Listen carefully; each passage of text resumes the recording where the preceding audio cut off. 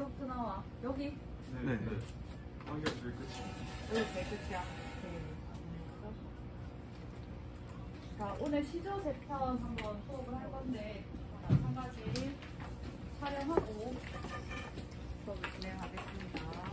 자, 이후로 나가는 그 수업 내용들이 양이 좀 많고 빠를 수 있기 때문에 그때 이론과 관련된 부분들은 촬영해서 올려줄 건데 꼭 보면서 복습을 하고 좀 진도 놓치지 않도록. 그리고 다음 주에 보면 거의 온라인으로 수업 진행하는 경우들이 꽤 많아지게 될 건데, 온라인 수업할 때는 필요하면 프리즘으로 실시간으로 하고, 또 강의 수업이 좀 내용이 많은 부분이 있으면 촬영을 해서 또 찍어서 올리고 그런 식으로 설명을 하겠습니다. 아마 비대면일 때는 거의 문법 수업하지 않을까. 자, 앞 시간에 했던 시조 요 관례적 특징들 한번 정리를 하고 복습을 하겠습니다. 형님 이거 보이지? 오케이. 선생님이 앞에 출결 정리를 하는데 1시간 반이 걸리더라고요.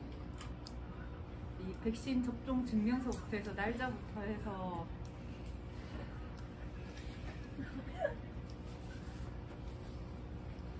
나중에 사인해야 될 사람들 많다.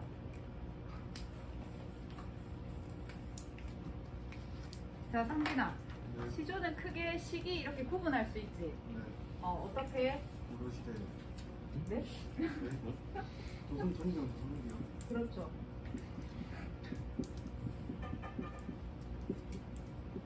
그 상민아, 시조는 보통 언제부터 시작을 해서 어디까지 주로 향유 많이 했다고 했었죠?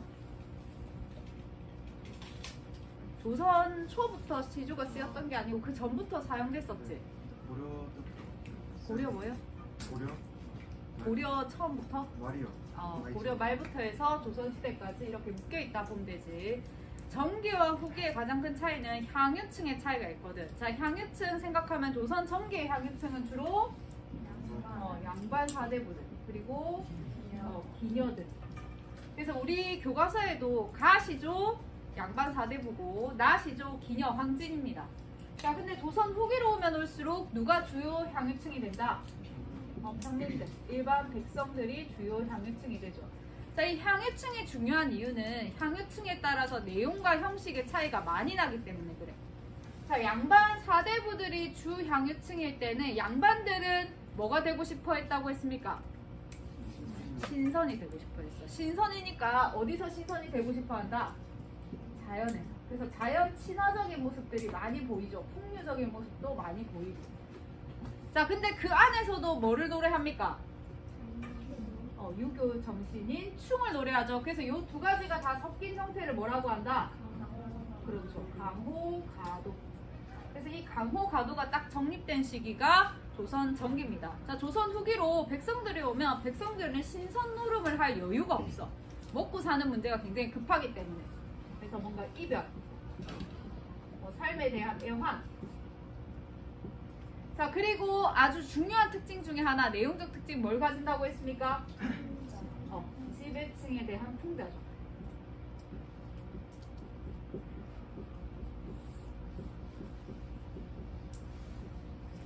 자, 풍자는 두 가지가 있어야 된다고 했어. 상호야, 뭐였지? 비판과 해학. 그렇죠. 상빈아, 해학이 뭔데? 그렇죠. 웃음을 해학이다 라고 이야기합니다. 자, 그래서 이 풍자라고 하는 거는 웃는 해학도 포함되어 있어야 되고 그 안에 비판도 같이 들어가 있어야 되겠죠. 그래서 우리가 보통 풍자 문학이고 풍자적 특징을 가졌다고 하면 그 향유층이 보통 백성들이 될 확률이 굉장히 많습니다. 자, 그 다음 형식적인 부분들 3장, 6부, 45자, 내외. 이거 다 지난 시간에 왜 이렇게 되는지 설명했었지, 얘들아? 4음보의 음보율을 가지고 보통 3, 4조의 음수율을 가진다 라고 했습니다. 그리고 종장 부분의 음수율이 보통 어떻게 된다? 3, 5, 4, 3 플러스 마이너스가 있긴 하지만 보통 이렇습니다. 그러니까 글자수 예측이 좀 가능하고 굉장히 정형화된 정형시죠. 근데 선생님이 현대시 수업할 때 이런 거 가지고 얘기한 적 거의 없었지. 왜냐면 현대시는 틀이 없거든. 그래서 현대시는 전부 다 뭐라고 한다?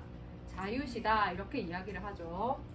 자, 이 조선 후기 이 시조는 3자기 형식만 지켜지고 나머지는 거의 다 안 지켜졌죠. 사안보도 없어지고 음수율도 깨집니다. 자, 왜 이것들이 깨지냐고 했지? 초장과 중장의 길이가 길어지죠. 그래서 이거를 장형화되었다라고 해요. 길이가 길어졌다. 기존의 형태와 틀이 깨졌지. 자, 형태와 틀이 깨졌다. 동의야. 두 글자로 뭐라 한다? 문항 용어로 뭐? 뭐랬지? 이거 말했나? 파격이 되었다. 이렇게 이야기를 합니다. 자, 하지만 종장 부분은 그래도 지켜서 썼다고 했죠. 종장의 3, 5, 4, 4 이 음수율은 지켜서 썼습니다. 자, 이렇게 완전히 정형화되어 있고 주로 양반들이 많이 썼던 이 시조가 초기의 시조 형태이자 우리가 흔히 시조라고 하면 딱 떠올리는 대표적인 형태야. 되게 제일 스탠다드한 시조 형태라고 보면 돼. 그래서 이러한 시조를 뭐라고 하고? 평시조라고 합니다. 자, 얘네들은 길이가 훨씬 더 길어졌죠. 형태의 파격이 일어난 이런 시조를 사설시조라고 이야기를 합니다. 자, 여기까지 보고 오늘 시조 3편 중에 가나, 무표까지 다 시조 한번 보도록 하겠습니다. 자, 먼저 가 시조를 보면 원천석이라고 하는 이 작가가 고려 충신입니다. 고려 말에 있었던 충신.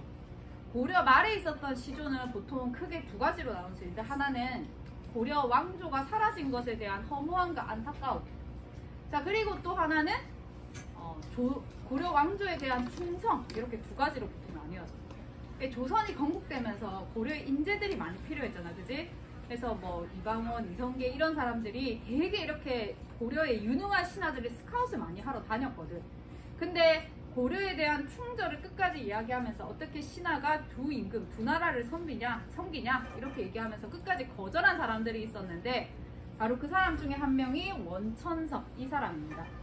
고려 말에 굉장히 유능한 학자였고 고려 멸망하니까 이 사람은 엄청나게 태조가 같이 이렇게 좀 일을 하려고 엄청 많이 했었대. 근데 끝까지 거절하고 산에 들어가서 고려에 대한 충절을 지켰다라고 이야기합니다. 그 내용이 이 시조에 그대로 있습니다. 자, 눈 맞아 휘어진 대를 위라서 굽다 턴고 굽을 절이면 눈 속에 풀을 쏘냐 아마도 제한고절은 너뿐인가 하노라. 자, 선생님이 방금 4음보씩 끊어서 읽었고요. 보니까 음수율이 3이었고 초장 부분을 보니까 휘어진 대를 이렇게 5글자니까 4, 목 이렇게도 쓰였다, 그지? 근데 주로 3, 4조의 음수율을 가졌다라고 볼 수 있습니다. 맨 마지막은 3, 5, 4, 3으로 끝나고 있죠. 자, 여기 눈이라는 게 있고 대라는 게 있는데 자, 초장에 나와 있는 눈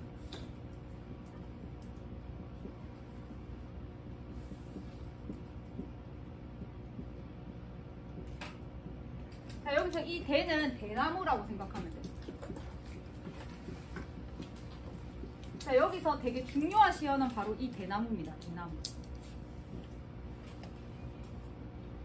대나무, 소나무 이런 것들이 되게 선비들이 좋아했던 그런 나무들이었거든. 왜 좋아했을까? 대나무랑 소나무는 어떤 특징이 있을까? 사시사철 푸르거든. 겨울에도 푸르거든. 우리가 이른바 겨울이고 눈이라고 하는 거는 되게 춥고 힘든 시절이죠. 그래서 우리가 고전 문학에서 보통 눈이라고 한다면 시련, 고난 이런 걸 뜻해. 그러면 만약에 시대 상황을 고려한다면 이 눈이라고 하는 게 이 사람은 고려의 신하였으니까 뭐였겠습니까? 고려 왕조의 멸망. 이게 본인에게 있어서 눈이죠. 그지? 자, 근데 여기 대나무 대는 고려 왕조가 멸망하든 뭐 새로운 왕조가 새겨지든 나에게 시련과 고난이 오든 말든 관계없이 늘 어떻다? 푸르다 라고 얘기하는 거예요. 늘 지조와 절개가 있는 거야. 자, 그래서 이 대나무는 지조, 절개를 뜻하는 대명사고 이런 것을 관습적 상징이라고 합니다. 자, 우리가 상징에 대해서 한번 좀 살펴봐야 되는데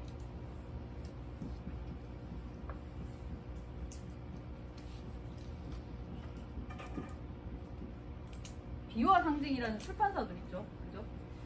자, 비유와 상징은 좀 차이가 있습니다. 자, 둘 다 원관념이 있고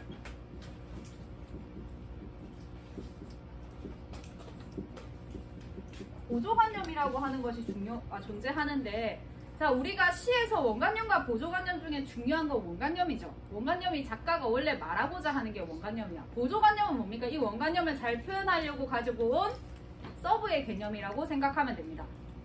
자, 근데 비유는 어떻게 묶이냐면 이 원관념과 보조관념의 관계가 좀 느슨해. 사람들이 쉽게 생각하기 어려워. 그러니까 예를 들면 동희야, 박상희 선생님 하면 바로 딱 생각나는 무슨 그런 비유적인 단어, 보조관념이 있어?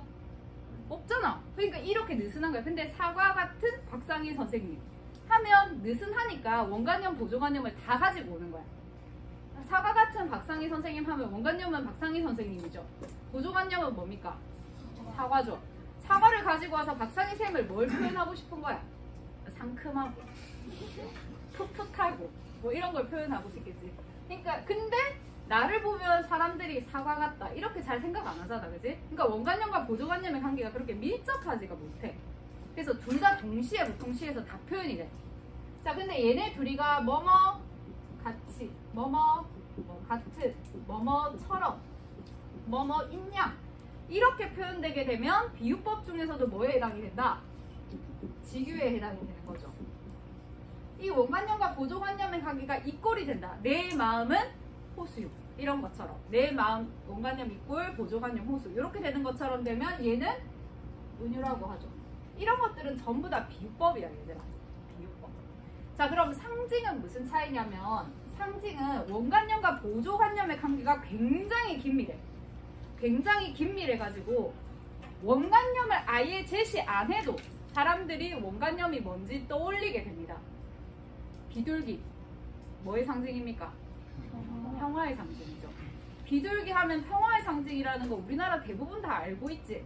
이런 게 상징이야. 근데 여기서 비둘기가 원관념입니까?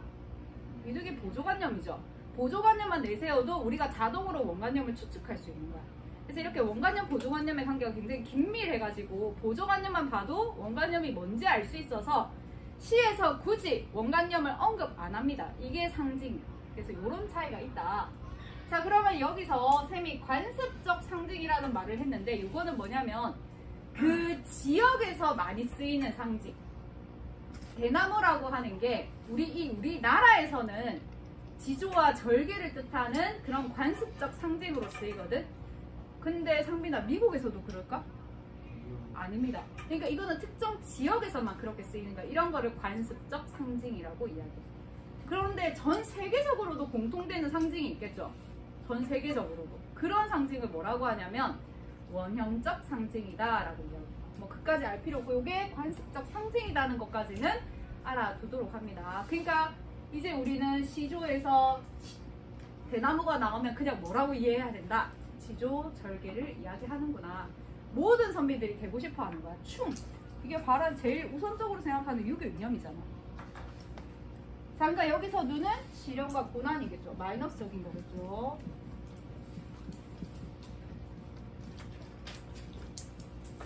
눈이 흔히 시련과 고난이다. 이런 것도 다 관습적 상징이라고 할 수 있어. 자, 그런데 얘들아, 대나무가 지조와 절개의 대명사가 된 거는 아까 쌤이 앞에 잠깐 언급했는데 왜 지조와 절개의 대명사가 된다고 했어? 어떤 특성이 있기 때문에? 항상 푸르니까. 외부 변화와 관련 없이 사시사철 항상 푸르다라는 특징이 있어. 얘를 뭐라고 하냐면 자연물의 속성이라는 말을 씁니다. 문학 용어로.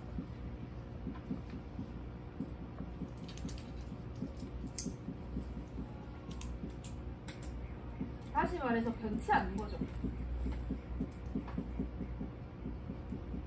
변치 않으니까 뭐가? 충성이 변치 않는 거야. 이 사람의 성질이 고듬이 변치가 않는 거야.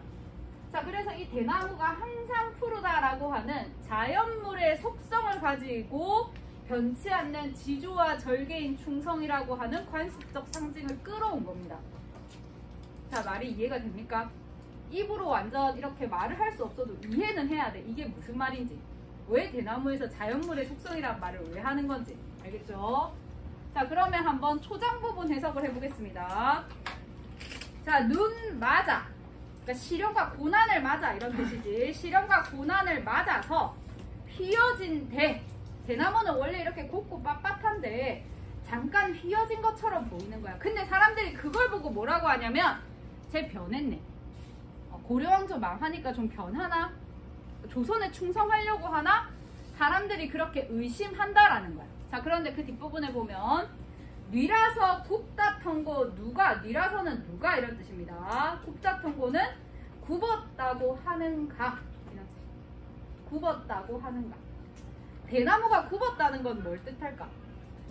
두 글자로 대나무가 굳었다, 굽었다. 눈에 의해서 본인이 가지고 있는 의지가 꺾인 거거든. 그 두 글자로 뭐랄까? 마음이 변하고 딴 생각하는 거. 변심 비슷하다. 신하에게 있어 좀 적절한 말. 변절이라고 하죠. 그래서 여기 굽었다 이런 말은 변절을 뜻하는 겁니다. 그래서 눈이 맞아가지고 대나무가 일시적으로 굽어진 거야. 그걸 보고 사람들이 저 변절했나? 이렇게 하는데 화자는 아니라고 하는 거겠지. 굽어진 속성을 보지 말고 뭘 봐야 된다? 늘 푸르른 속성을 봐야 된다라는 겁니다. 자, 초장 다시 보겠습니다. 눈 맞아 휘어진 대나무를 누가 굽었다고 하는가? 굽어진 것이 아니다. 굽을 절이면, 굽을은 굽필 이런 뜻이고 절이면 절개입니다. 굽필 절개이면, 굽어질 절개였다면, 변절될 거였다면 이렇게죠. 눈 속에 풀을 쏘냐 푸르겠는가. 눈 속은 여기서 시련과 고난이죠. 이 시련과 고난에서도 변치 않고 푸르겠는가, 지조와 절개를 지키겠는가 이런 의미입니다. 시각적 심성 사용됐고 서리법 사용이 됐습니다. 아마도 세한고절은 너뿐인가 하노라. 자, 세한고절은 진짜 추운 혹한입니다. 그 혹한에서도 지키는 절개를 세한고절이라고. 거기 세한고절 어휘풀이 나오죠. 한겨울 추위에서도 홀로 지키는 절개. 이 추운 절개는 너밖에 없다. 이 절개의 상징이 너밖에 없다라고 이야기하는 거지. 거기 너라고 하는 게 뭐겠습니까, 얘들아? 대나무입니다. 의인법 사용이 됐습니다. 자, 그래서 여기서는 대나무의 속성만 잘 알면 돼.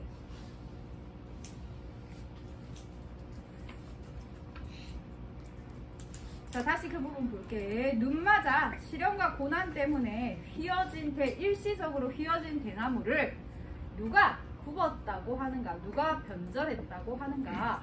굽힐 절개였다면 이 시련 속에서도 저렇게 푸르겠는가.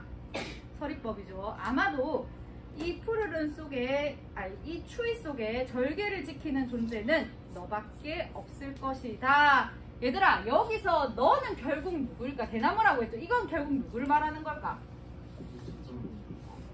본인 자신이. 자, 그럼 본인은 끝까지 어떻게 하겠다는 거야? 고려를 버리지 않고 이 대나무처럼 푸르르게 지키겠다는 거죠. 눈이 와서 휘어지든 말든 어떻게 하든 말든 늘 푸르름을 가지겠다라고 하는 거죠. 본인의 지조와 절개를 지키겠다고 하지. 이런 것을 뭐라고 하냐면 절의하. 내 지조와 절개를 지키겠다.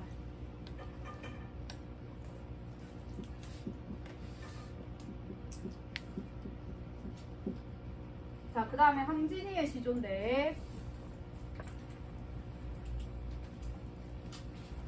이제 황진이 시조는 시기가 딱 정확하게 나오기가 어려운 게 황진이 자체가 언제 태어났고 언제 죽었고 이게 좀 애매해.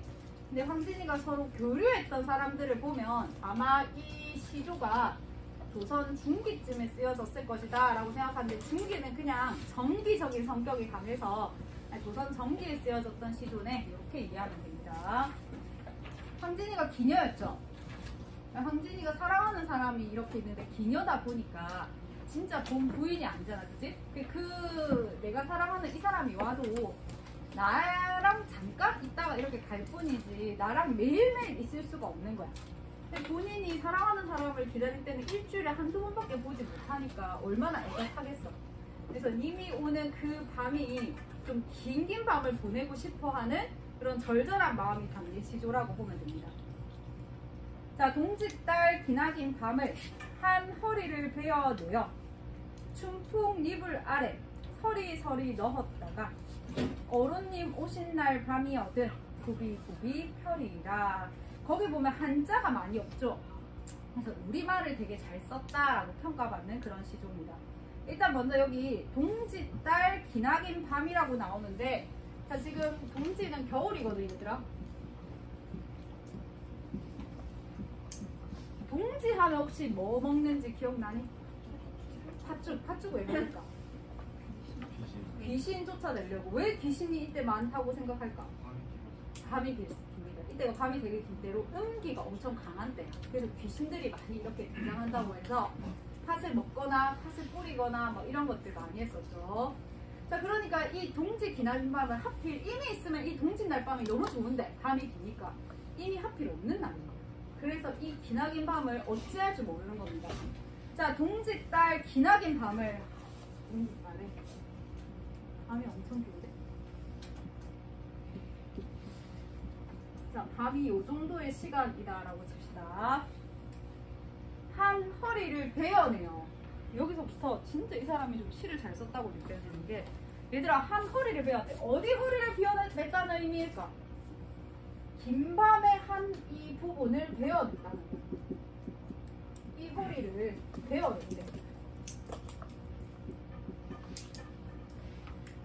얘들아 이거는 긴 밤이라고 하는 뭡니까? 시간이죠. 시간이라고 하는 거는 눈에 보이는 거야? 안 보이는 거죠. 추상적인 거. 추상적인 거고 관념적인 거야. 자, 추상적이고 관념적인 거를 베어냈다라고 표현했지 얘들아. 베어내는 거는 안 보이는 겁니까? 보이는 겁니까? 보이는 거잖아. 뭔가를 배달하는 개념이잖아. 그지? 구체화시킨 거거든. 자, 그래서 이 부분을 뭐라고 하냐면 관념적 표현이 구체화되었다. 추상적 표현이 구체화되었다. 이런 말을 씁니다.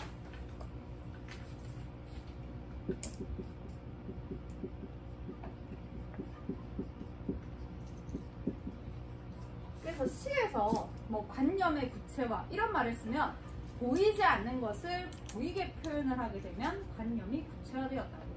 구체화는 눈에 보여야 구체화가 되는 거야. 자, 그럼 얘들아 보이지 않는 것을 보이는 것처럼 표현하면 무슨 효과가 있을까? 생생함을 주는 거야. 눈에 보이니까 시각화가 되는 효과가 있습니다.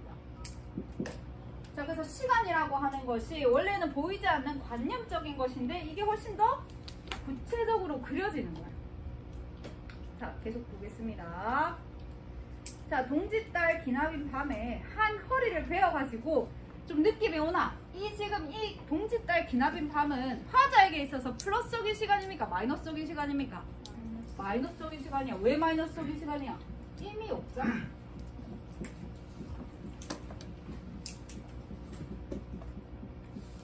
이미 부재한 시간이죠. 마이너스적인 상황이거든. 자, 이 마이너스적인 시간에 하필 이 밤이 너무 길어. 동짓 날이니까.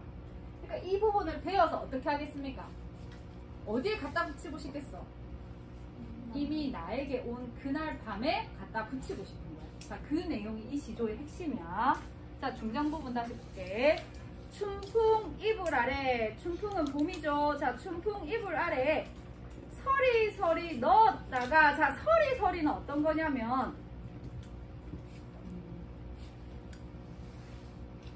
옷 같은 게 없네. 저기 하는 이 서리서리는 의태어야. 얘들아 의태어 썼으니까 생동감, 구체적 거 이런 거 다 포함이 되겠지? 이거를 이렇게 돌돌 말아놓은 거. 이게 서리서리야. 뭐를 지금 서리서리 이렇게 해놓은 거야? 시간을 서리서리 이렇게 말아놓은 거야. 얘들아 된 것도 구체화한 거지. 근데 서리서리 말아넣었다라는 것도 어떤 느낌이야? 구체화 시킨 겁니다. 지금 계속 구체화 시켜서 표현하는 거야. 자, 이거를 배워서 이런 거 전부 다 음성상징어죠. 생동감, 구체화 다 포함되어 있습니다. 자, 춘풍 이불 아래. 이제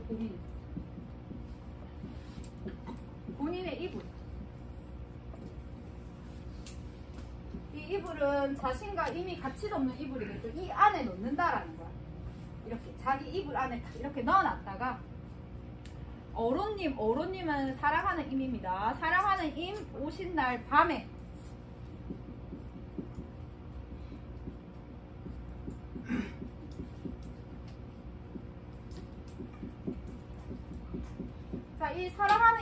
오신 밤은 화자에게 있어서 긍정의 시간이죠. 자, 그래서 이런 부분들도 전부 다 대조적으로 이렇게 표현되어 있죠. 자, 어른님 오신 날 밤에 어떻게 구비구비 펼이라는 어떻게 이렇게 아까 이렇게 서리서리 접었잖아. 이렇게 쭉쭉 펼쳐놓는다는 거야. 자, 여기 이렇게 잘 보관해 놨다가 봄에 동이불에 이게 너무 크네.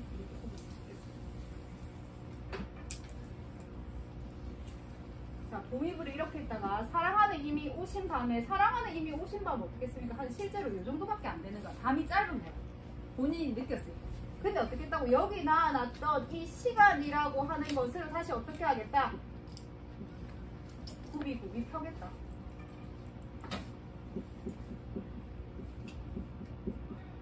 구비구비 펴겠다고 하니까 구비구비가 약간 물결치는 듯한 그런 모양이거든. 이렇게 펼쳐뒀다. 그러면 인가 있는 시간이 어떻게 돼? 훨씬 더 늘어나게 되죠. 인가 더 오랜 시간을 보내고 싶은 마음이 있어. 요게 시간을 이렇게 펼려. 상민아 왜? 너무 깊은 뜻이 있어가지고. 아, 깊은 뜻이 있다고? 이렇게. 너무 참신하지? 근데 얼굴은 못 빨개지는데. 아니, 안 그래도 이 밤이 동지보다는 길 수가 없는데 인가 있으면 얼마나 하루하루가 짧게 느껴지고 한 시간이 짧게 느껴지겠어. 그러니까 이 긴 시간, 의미 없는 이 긴 시간을 이렇게 베어가지고 내 이불에 이렇게 말아가지고 딱 이 시간을 넣어놨다가 이미 계신 오신 그날 밤이 되면 이렇게 펼쳐놓겠다라는 거예요. 인가 긴 시간을 보내고 싶은 황진이의 마음이 아주 잘 드러나죠. 이런 것들 전부 다 음성상징어죠.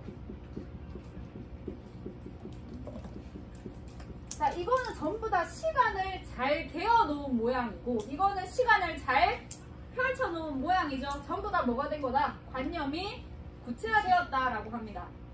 요 같은 말로 구체적 형상화가 이루어졌다. 똑같은 말이야. 형상화는 그려졌다 이런 뜻이거든요. 문학에서. 그러니까 구체적으로 그려졌다 이런 뜻입니다. 어떻게 하면 구체적으로 그려지냐면 의성어, 의태어 이런 거 많이 사용하면 구체적으로 보통 거의 다 그려지게 돼요.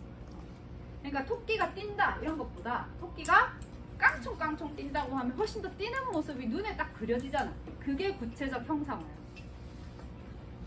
자, 근데 여기서는 시간이라고 하는 이런 관념적인 부분까지 이렇게 구체화시켰다라는 게 굉장히 큰 특징이죠. 그래서 특히 이런 말들은 다 우리말들이거든. 우리말을 되게 묘미를 잘 살렸다는 평가를 받고 있습니다.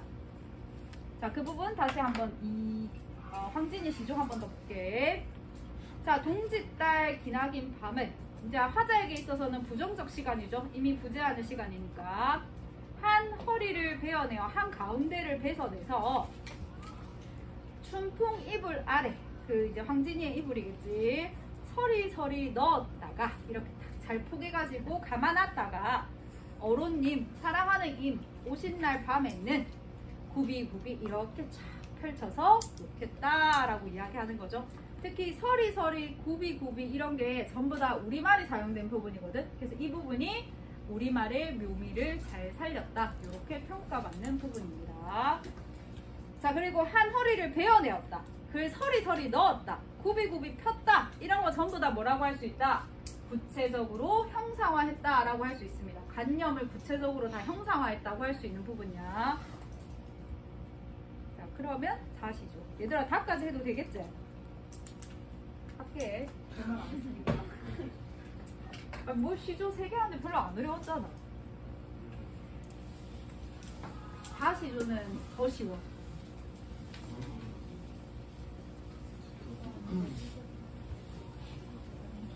그러니까 이게 내 말이 문학을 할 때 오늘 중요한 개념들을 꽤 많이 한 거거든. 문학 이론적 용어들을 관념의 형상화, 구체적 형상화 이런 말들 되게 중요하고 문학에서 되게 많이 사용돼. 관념이라고 하는 게 뭔지 보이지 않는 것들, 시간, 생각 이런 거 다 관념이에요.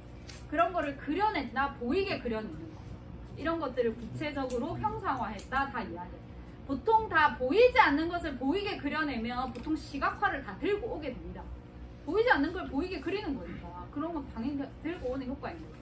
그리고 상징의 개념에 대해서도 이제 좀 알아야 됩니다. 특히 쌤이 얘기했던 관습적 상징. 우리 지역, 우리 문화권에서 쓰이는 상징이 관습적 상징. 그래서 뭐 이제부터 대나무라고 하면 지조절개. 왜 대나무가 지조절개지? 자연물의 속성을 가지고 상징으로 따왔구나. 이런 개념들을 좀 잘 알아야 돼요. 자, 그리고 다시조에서 중요한 개념은 뭐냐면 우의적이라고 하는 개념을 좀 알아야 됩니다. 우의적. 우의적이라고 하는 개념을 알아야 되는데, 얘들아, 우의적이라고 하는 거는 수궁전 그거 별주부전 요거 생각하면 바로 우의적인 게 좀 보여. 선규야, 별주부전 기억나? 이게 가물가물해? 기억나지? 별주부가 용왕이 아파가지고, 그지? 뭘 구하러 가? 간을 구하러 가잖아. 누구의 간을 탐내? 토끼의 간을 탐내지. 그지? 여기서 토끼가 의미하는 게 결국 뭐였어? 진짜 깡총깡총 뛰는 토끼가 아니고 뭘 의미하는 거에서 결국 이 토끼가 의미하는 거는 뭐야? 별주부전 안 배웠어? 토끼가 말하는 거였어요. 토끼가 말하는 건 그냥 토끼라고 생각해? 별주부는 그냥 별주부야, 얘들아. 용왕이 의미하는 게 뭐야? 이 시대 상황을 생각하고 조선 말이잖아. 상빈 했다. 뭐지? 백성들의 목숨. 그렇지, 백성들이지. 이 토끼는 백성들이죠. 그치? 이 왕이라고 하는 거는 본인이 살기 위해서 백성들의 생명을 아무렇지도 않게 생각하는 사람이잖아. 그치? 무능한 왕입니다. 별주부는 뭐야? 그냥 충신이죠. 좋게 말하면 충신이고, 하나는 별 생각 없는 무능한 신하겠지. 뭐 이런 거 안 배우나? 그래? 얘들아, 여기서 진짜 이 별주부전을 쓴 사람은 이거를 얘기하고 싶었을 거거든. 무능한 왕이, 무능한 특히 탕가놀이들에 의해서 백성들의 고혈을 빨고 핍박하는 요거를 그려내고 싶었을 거거든. 근데 요렇게 대놓고 쓰면 어떻게 돼? 바로 잡혀가지. 왕 못 얻겠으니까. 그러니까 누굴 내세워? 용왕을 내세우고, 그 다음에 뭐 별주부를 내세우고 토끼를 내세우는 거죠. 원래는 얘를 얘기하고 싶은데 동물들을 가지고 왔지. 이게 우의야. 원래 표현하고자 하는 대상을 숨기고 다른 대상에 빗대어서 표현하는 거. 이게 우의적인 표현입니다. 여기서도 그럼 뭐가 등장하냐면 동물이 등장하다 보니까 이런 우의적 표현들을 쓰게 돼요. 이소부화 알죠? 이소부화. 이소부화. 형가 이소부화 읽어봤지 옛날에? 안 물어볼게 내요. 이소부화라는 거 들어보진 않았어? 이소부화에 다 누구만 등장해? 동물만 다 등장해. 근데 동물들의 이야기를 하고 싶은 게 아니고 결국 거기서 담아내는 건 뭐다? 사람들의 이야기거든? 동물을 빗대어서 만들어진 동화. 우의적인 동화. 줄여서 우화입니다. 이솝이 썼기 때문에 이솝우화인 거야.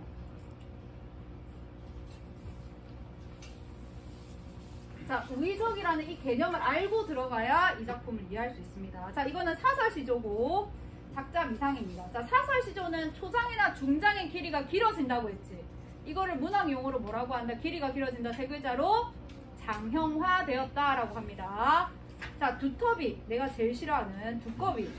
파리를 물고 두엄 위에 치달아 앉아. 두엄은 두엄인데 약간 걸음 같은 언덕이라고 보면 돼. 근데 지금 화자가 바라보고 있는 거거든? 뭘 보고 있냐면 이렇게 두엄이 있어. 두엄이 앉아있는 게 지금 뭡니까? 두꺼비가 앉아있는 거. 자, 근데 두꺼비가 그냥 앉아있는 게 아니야. 뭘 물고 있대?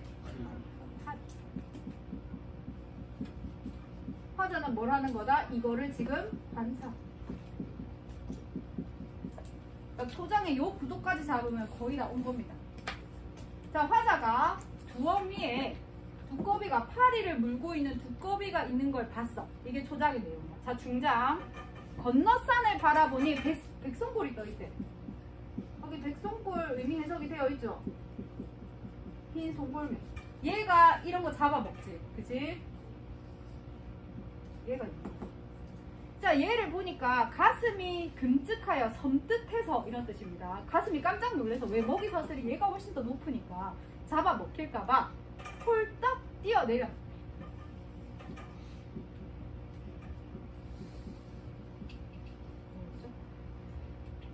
꿀떡이네. 오늘 지금 폴짝 같은 거지.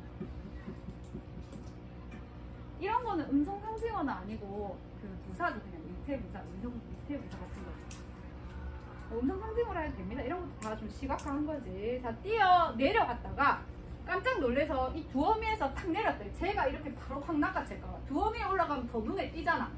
놀라서 딱 내려갔는데 착지를 딱 이렇게 멋있게 해야 되는데 착지를 어떻게 해버리냐면 두엄 아래 자빠졌대. 말이 자빠졌다지 어떻게 된 거겠어? 넘어진 거겠죠. 그러니까 좀 모양이 빠지는 거지, 그치? 자, 그런데 두꺼비가 뭐라고 하냐면 모처란데 얘들아 여기서 모처라 날랜 낼심안정 애헐짓번 하게라 이거는 두꺼비가 한 말입니다. 두꺼비 기준에서 한 말이야. 그래서 이 부분에서 갑자기 화자가 좀 바뀝니다. 그래서 초 중장까지는 화자가 이 바깥에 있는 화자였다가 갑자기 종장 부분에서 화자가 바뀌게 돼. 종장의 화자가 두꺼비로 바뀌게 됩니다. 그래서 본인의 말을 하면서 끝나게 돼. 뭐라고 바뀌냐면 아 모쳐라, 아 다행이다 이런 뜻이야. 참 다행이다. 날래는 날쌘, 날쌘 날씨만정 나였기에 망정이지 애혈질 뻔 피멍이 들 뻔했구나 이렇게 이야기합니다.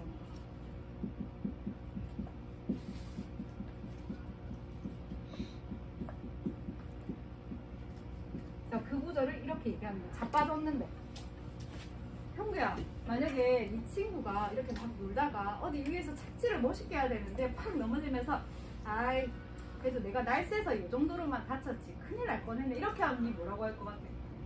정말 네가 날쌔서 그 정도여서 천만 다행이다 이렇게 얘기할까? 뭐라 했을 것 같아? 비웃었을 것 같죠? 그걸 두 글자로 이 두꺼비와 같은 이런 걸 뭐 한다라고 이야기해? 너 참 뭐뭐 부리네 이런 말 막 쓰잖아. 허세 부리네 라고 이야기하지. 본인이 센 척 하는 거지. 넘어져서 부끄러울 만한 일인데 본인이 부끄럽다 하지 않고 아이 내가 날쌔서 그래도 이 정도 막 큰일 날 뻔했다 이렇게 지금 하는 거거든. 그래서 이 부분이 두꺼비의 허세가 드러나는 부분이고 이 허세와 관련된 사자성어 허장성세의 줄임말이 허세죠.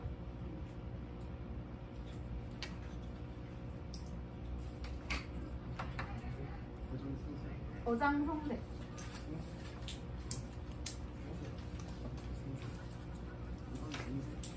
쓸데없이 뭐 센 척하고 이렇게 하는 모습 별로 실속은 없는데 이렇게 우리가 허장성세라고 이야기해서 그냥 허세 부린다. 센 척하는 거죠. 얘들아, 그럼 두꺼비가 지금 백성골 보고 놀래서 멋있게 떨어진 게 아니고 자빠진 거지. 그러면서 센 척 하잖아. 이 부분에서 사람들의 웃음을 유발을 시키거든. 우스꽝스럽게 보인다를 무닥 용어로 뭐라고 하냐면 중요한 말입니다. 히, 화, 화라고 해요. 우스꽝스럽게 만들었다. 희화화라고 합니다. 희화화. 희화화. 자, 그리고 이제부터 중요한 건데, 자, 여기서 주요 인물들이 파리, 두꺼비, 백송골 이렇게 세 명이지. 자, 이 중에서 가장 먹이 사슬이 위에 있는 계층은 어떤 계층입니까? 백송골. 그 다음이 두꺼비. 그 다음이 파리죠. 이 세 명 중에서 작가가 제일 희화화 시킨 대상이 누구야? 두꺼비입니다. 얘는 마이너스적인 대상이에요. 자, 여기서 두꺼비는 누구를 뜻하냐면 탐관오리입니다. 왜 탐관오리일까? 뭘 물고 있었기 때문에? 파리라고 하는 백성을 물고 있었어요. 백성을 지금 괴롭히는 거죠.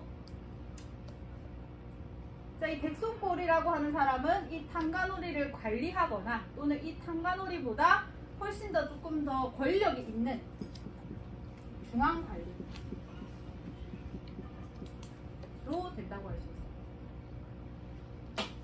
자, 여기서 풍자의 대상은 얘 하나입니다. 두꺼비 한 명이 백송골이 아니고 두꺼비 한 명밖에 안 돼. 자, 이 두꺼비를 지금 마이너스적인 대상인데 희화화시키지. 그러면 무슨 효과가 있다고 바로 얘기할 수 있어? 해악이 아니고 풍자가 있을 겁니다. 어떤 모습을 풍자하는데? 허세 허세 부리고 파리인 백성을 괴롭히는 모습.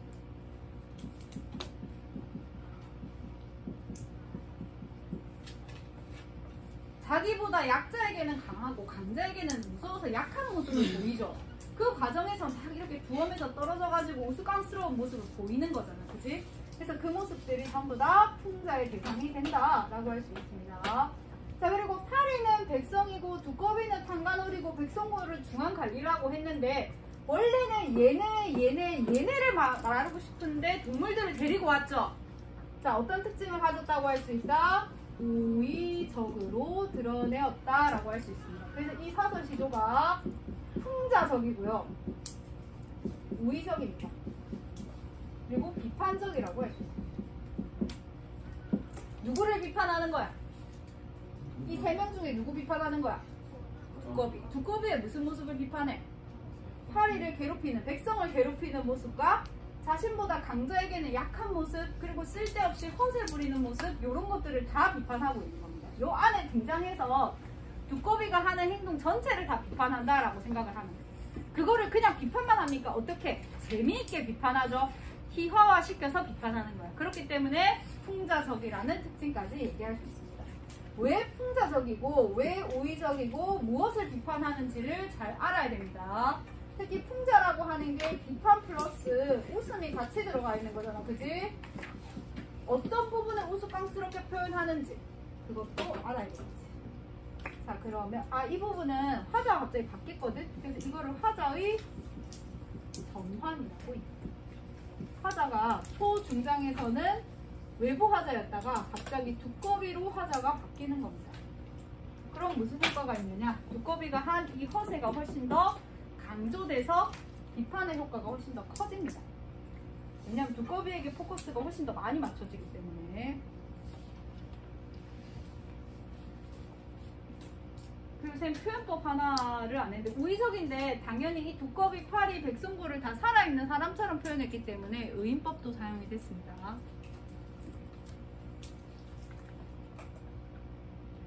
그래서 이 다의 특징을 다 뭐라고 하냐면 풍자와 해학의 기법을 사용해서 대상을 희화화하여 웃음을 유발한다. 요 말의 의미를 다 알아야 돼. 알겠어 얘들아? 다시 써볼까?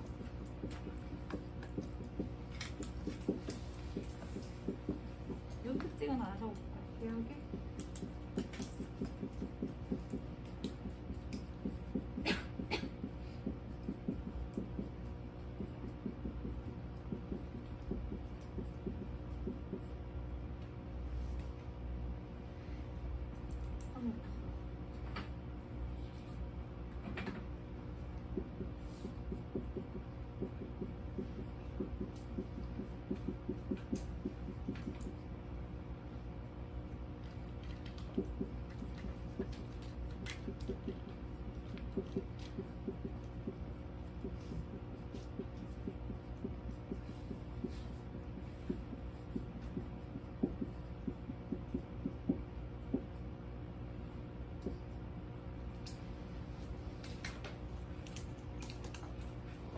여기 나오는 말들을 다 알아야 됩니다. 풍자, 해학, 희화화, 웃음을 유발했다. 이런 거. 현준아, 풍자가 갖춰야 되는 게 웃음과 비판이라고 했지. 그치? 여기서 해학이라고 하는 거는 뭐만 있으면 된다? 해학이라고 하는 거는 뭐만 있으면 된다?